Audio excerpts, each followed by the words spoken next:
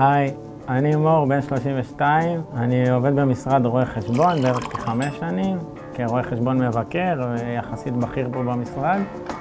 ויש לי עוד תחביב, אני נמר של קבוצת כדורסל, אני האיש בתוך הבובה, הקמע של הפועל חולון.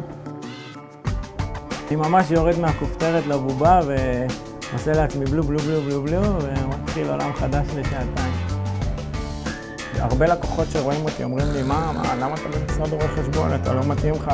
גם הרבה אנשים שמכירים אותי בחיים ולא ראו אותי הרבה שנים, זה נשמע להם מאוד מוזר שאני כאילו איש מספרים כזה שמחר יכול לייעץ לו עם לפתוח חברה או שותפות. אני מאמין שבשביל לחיות וליהנות ולבטא את עצמך, אתה גם צריך כסף ואתה גם צריך שהנפש שלך תרגיש שאתה חי, שאתה זז, שהגוף שלך בתנועה, שיש לך פשן לחיים. כאילו שני עולמות מאוד מעניינים אותי, וכל עוד זה הובי שלוקח לי איזה תפקיד ונותן לי כזה סיידקיק לחיים, אני רואה שהשילוב הוא אידיאלי.